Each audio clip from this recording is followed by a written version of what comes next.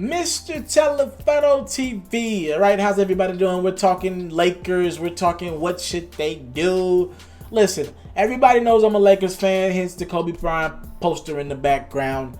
It's a retro classic poster, and I don't want to take it down for anything in the world. It's kind of beat up, but it's some history behind that poster. I'll probably tell that story later.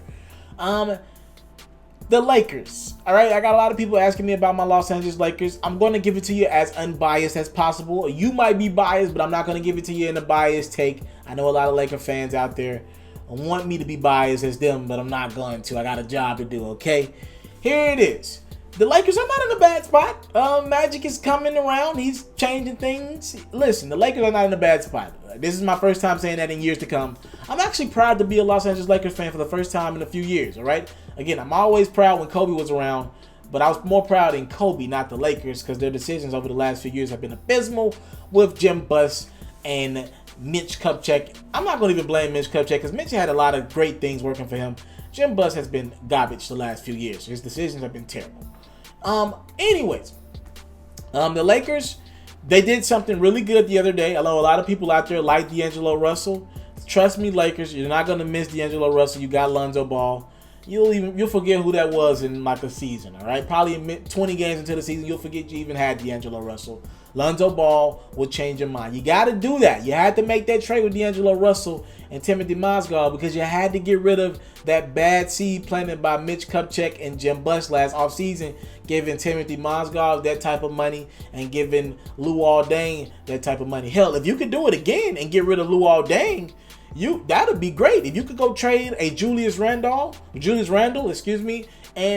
Luol Deng's contract to a team that really wants Julius Randle, you go do that. If they can't go out and get a good guy, a good talent, and they need to go get some young talent like maybe the Charlotte Hornets or whatever team in the league, you do it again. I'd give up Julius Randle. I like Julius Randle, but look, man, if you can clear cap room, and now in the summer, because they already got enough money for possibly 2 max guys, in a Paul George, if they get him next summer, and a LeBron James when he's eligible to opt out as well. You got room for 2 already. You trade Luol Deng, now you can potentially have 3 max contract spots. That's huge, and I think they'll be able to turn this thing around quickly and be able to compete for championships in the year 2018, 2019. So you could turn this thing around quickly, but you had to get rid of that first bad seed. Now they have the potential of 2 max contract spots. Maybe if you're the Lakers, you don't need to. If I were the Lakers, I don't wait around and try to get Paul George next summer. I go for the kill now.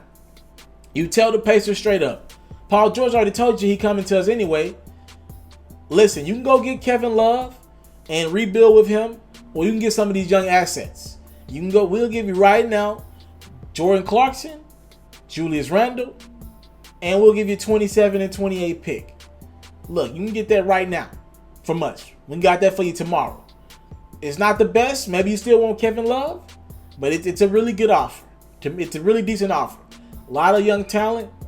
Maybe even a Larry Nance if you want him. You can pick and choose from anybody on the team except the number 2 pick, which will be Lonzo Ball and Brandon Ingram. You can pick and choose who you want. And you got 27 and 28 in picks in the first round this year. So if I'm them, I'm thinking maybe we can work something out with the Pacers. I wouldn't wait around and think that Paul George is just going to come in your lap next year because things happen. If he gets traded to Cleveland, he gets to the finals with the Cavaliers, maybe he doesn't want to leave Cleveland. Maybe he wants to play with LeBron James and compete for championships. If you can keep LeBron James in Cleveland, that's starting to seem less and less likely. So I don't think you play around with this thing. If you got the assets that's going to take to get Paul George, he's already told you Indiana he wants to play with for you guys. Make a move. If you can keep Lonzo and Brandon Ingram. I have a lot of people hitting me up about trading Brandon Ingram for Paul George. I'm on the fence of it. I like Brandon Ingram, but I think I might say give him up if I can get Paul George. I wouldn't do it for Lonzo. But man, listen, Brandon Ingram might be special, but if you can do Brandon Ingram straight up and down for Paul George, maybe I'd make that move. I know the Magic said he wouldn't trade Brandon Ingram because there is a lot of potential there. There is a Kevin Durant type potential, but it's potential.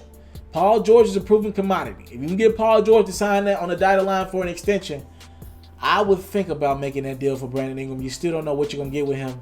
Paul George is a proven commodity. So the Lakers are not in the worst position. You get rid of that Timothy Mozgov contract. You're in business. Now if you can do the same thing with Luol Deng, that'd be great. But you got rid of 1 bad seed.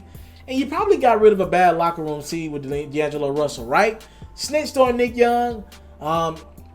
Really wasn't the leader that you needed him to be in the first couple years there. Lakers are in the right direction. Good coaching, Luke Walton. They're doing some things right, all right? What do you think about the Los Angeles Lakers? Would you make that move for Paul George now? What do you think about the D'Angelo Russell, Timothy Mozgov trade for Brook Lopez? And you got Brook Lopez in the grand scheme of things as well. He's a decent big man. Talk to me in the comment box below. Thank y'all so much for the time, love, support. Subscribe to my channel, please. I need your help in making this thing special.